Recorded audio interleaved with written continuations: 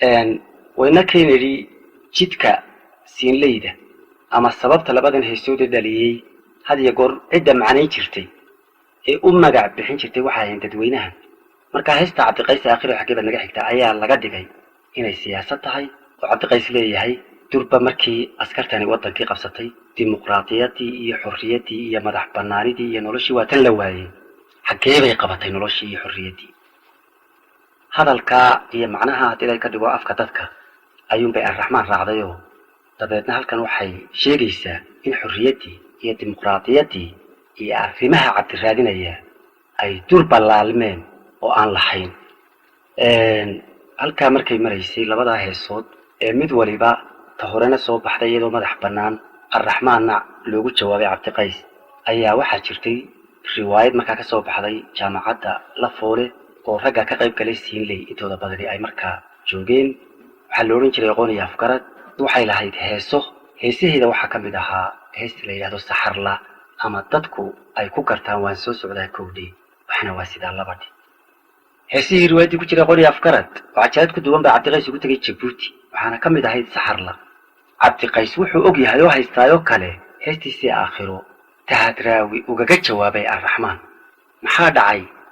Cabdiqays waxa la filayay hadduu hees ka jawaabayo inuu ka jawaabo tii aakhira ka jawaabtay magaceedu ha Ar-Raxmaan umuu baydhine heestii loo jiray saxarla ee riwaayadda ku jirtay ee iyadu ujeedadeedu ay ku salaysnayd riwaayadda ayuu ka soo jawaabay Cabdiqays marka labada heesood aan iminka tiriyay kama mid ahayn siinley laakiin sabab waxay u ahaayeen siinley aynu haddaba si toosa siinleydii waan cabaar ka sheekeeyay ujeedadeeda iyo midhaheeda u gallo sidaan u sheegayna siinley kow waxaa ka ahayd heestii madaxa bannaanayd ee magaceeda la odhan jiray saxarla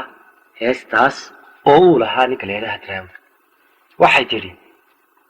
ku sinaan dharaartii la sargooyay dunidee rabbigay sameeyey irka sare u taagay xidigaha siraatiyo dayax suudi meeriyo lagu sugay cadceedee sagalkiya daruurtiyo lagu xidhay sitaacee dhulka gogol la seexdiyo saba lagu nagaadiyo laga dhigay sindadabkee buuraha la saaree dhirta samayda ciidiyo salka loogu joojee saddexlaa badiyo webi lagu yidhi sabeeye dabadeed la saanyee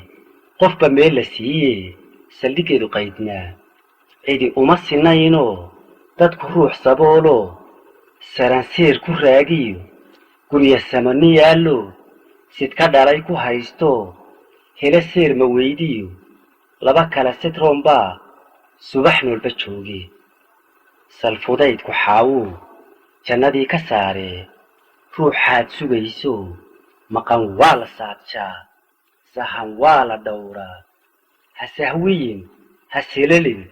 sarka dhaban ha noqonin ha saluugin qaybaha qalin baa saxeexee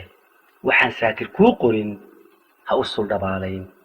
kala saar run iyo been kala garo sir iyo caad in salaad weligeed kala tahay sunni iyo faral u ogow saxiyamaan inaad saamajiidiyo sanqartirasho kala daa